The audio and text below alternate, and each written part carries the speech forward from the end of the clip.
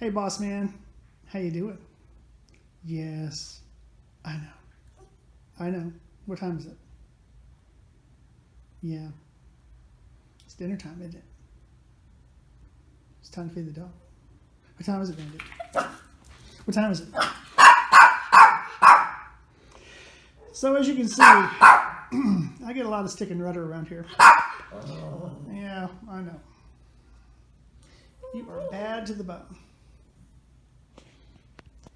So, before my dog gets mad and pees on my 1979 Yamaha XS 1100, I better go feed him. I just did an oil change on this one. And it is the thing that gives me a way around town other than walking or driving the old Ford. Well, it's a lot of fun too. Those old 1100 four cylinders from Yamaha were just great reliability. They fly off the line. It's a lot better motorcycle than I am a rider. I know that for a fact. Anyway, I'm going to go feed the dog before he chews my leg off, and I'll be back. Hey guys, how's it going? Yesterday I was working on the rear tire for the CB360, and you may see the rear wheel assembly. The tire is now off of it, the spokes are now out of it. All that's left is the hub and the rim, and all the axle and all that's somewhere over in the box. One of the things I want to go through is we have both the rear and the front tire on this motorcycle sitting here, and I want to go through. This is for people who've never seen a motorcycle wheel disassembled before. You may or may not know this, but practically every motorcycle has two major assemblies to it. One is the hub that carries the wheel rim bound to the hub, and it's what has a sprocket attached to it, and that's what gets rolling with the chain or the drive shaft. So then another part of it, the other hub, works in opposition to it. It helps this outside rim might carry some of the weight of the vehicle, but mostly it's there to help the motorcycle stop. And what this part does is when you step on your brake, you pull this lever forward with your rear foot brake, and that actuates these brake shoes outward. You can see them moving quite a bit. So that's what we're dealing with here. The other thing I wanted to talk about was in the disassembly effort yesterday. I went ahead and pulled the bearings out on both sides from this hub using a bearing puller, but I didn't videotape it. So, good news. The front wheel still needs to be done. So,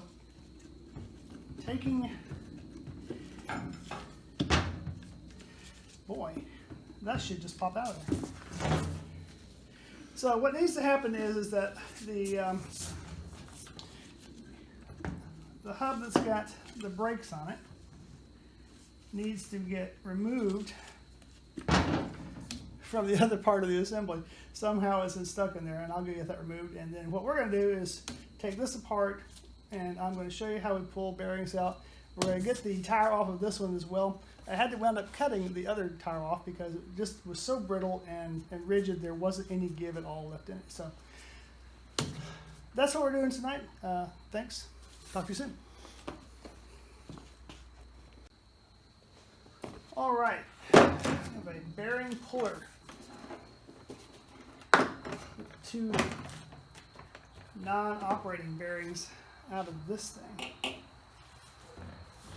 And the way these things work is that this device has an expanding lip on it. If you can see it or not. When I turn this out like this expands outwardly. So it fits down inside here. You drive it down until you can feel the different size.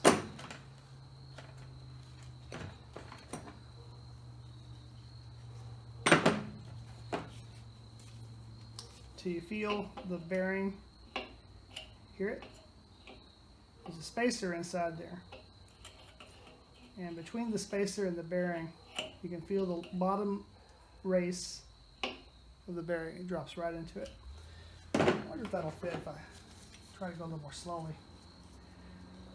There's absolutely no tension on this, so it shouldn't be expanding outwardly at all. Will it fit in there? No! Will it fit the other side?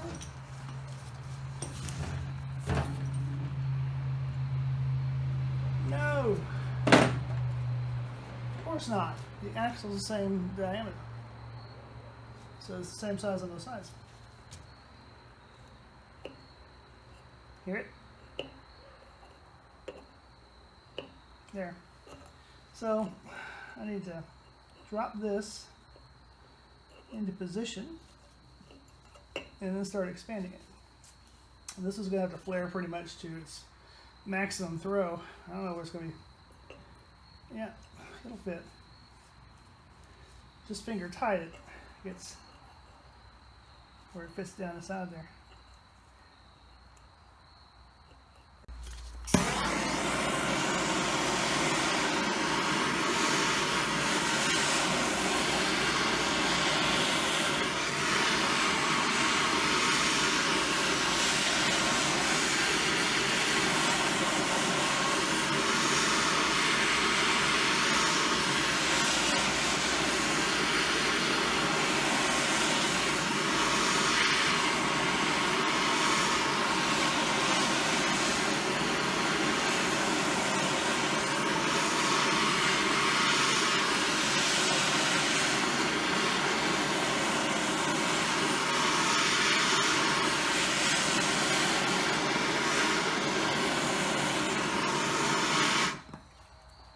We'll try this side a little bit more, and if we can't get this side out, we'll flip it over and see if we can have any more success with the other side.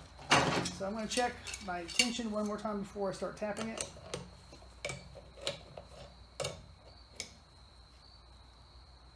Pretty tight.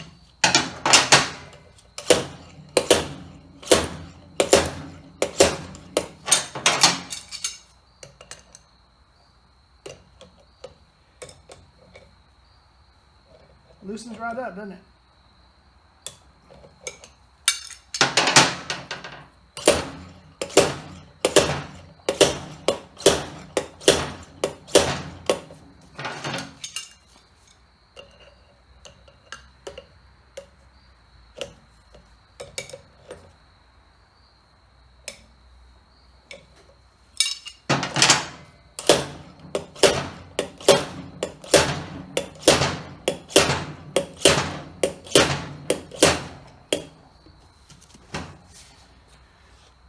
She's not moving very much, if she's moving at all, but we're going to keep hammering on it. It's either going to pop out of there or I'm going to go the other side.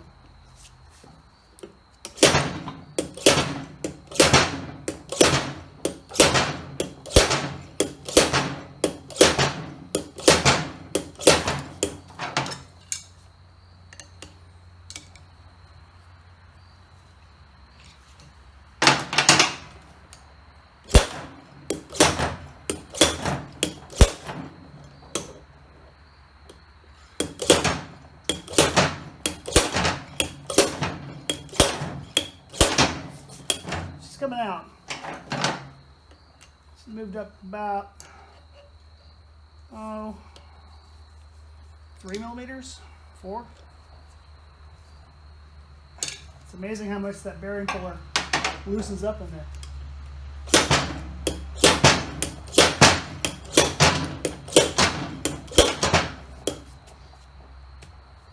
Pretty hot.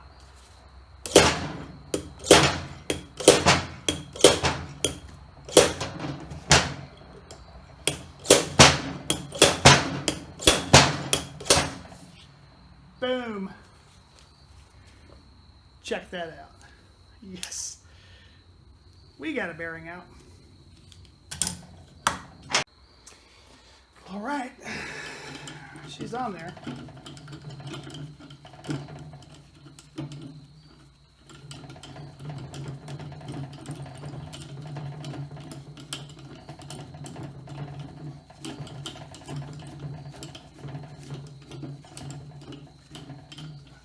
slide hammer's installed. Let's see if we can heat up the hub.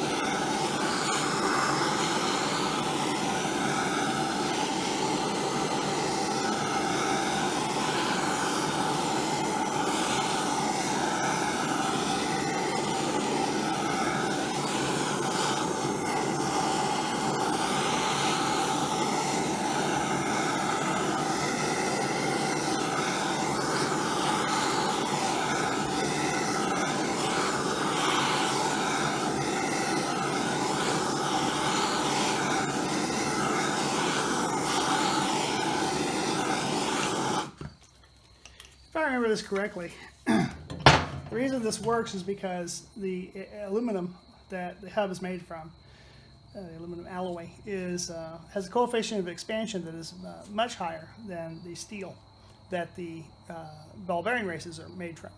So the aluminum heats faster and conducts more heat than the steel, which means that it gives its amount of give. Even though I'm heating the races on the ball bearing, it should remain relatively. It shouldn't move as much as the aluminum, so it should break free. Let's see. Let's see if we can hammer this thing out here. Boom. That didn't take anything. That was easy.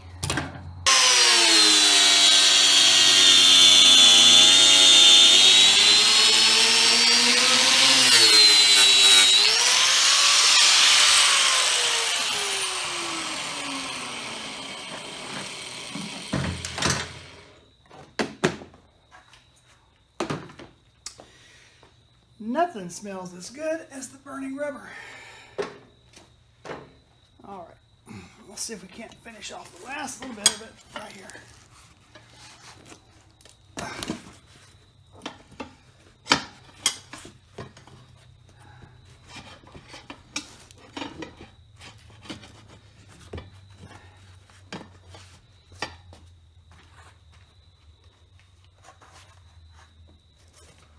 Gently, gently, gently. Don't want to dive into the rim that we've been working so hard to save.